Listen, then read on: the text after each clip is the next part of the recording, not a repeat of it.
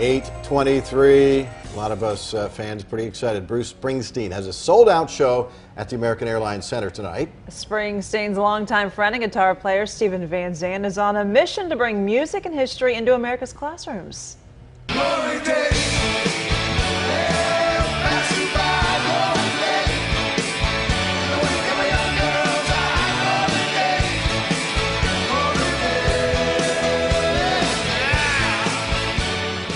This year, me and Bruce have been, best friends for 50 years. So we were friends, oh God, I don't know, 10 years before I joined the band. We had different bands together, but mostly I had my own band, he had his. And I decided that, to bet on him, and I felt that he had something that was special, that was worth supporting, and that's something that I could complement, Does touring ever get old for you? I know it's not 12 months a year.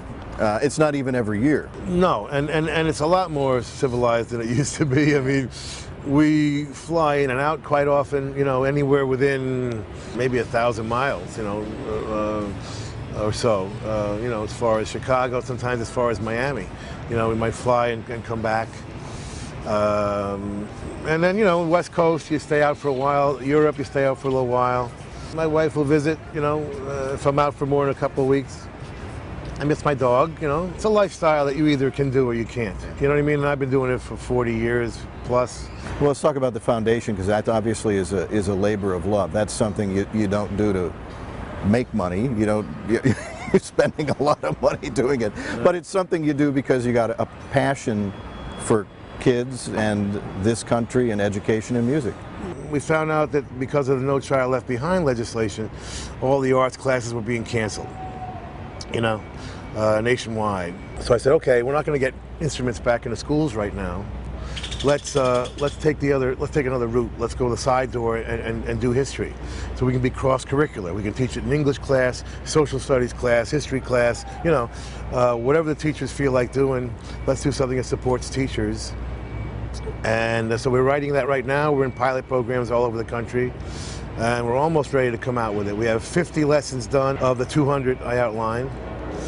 And it's wonderful because along the way we realized that there's a ridiculous dropout epidemic going on. And if kids like one single teacher or one single class, they'll come to school. And we want to be that class. And we want to be the class that's fun. And music is immediate common ground for kids. So you're like obviously composer, musician, author, philanthropist, actor, producer.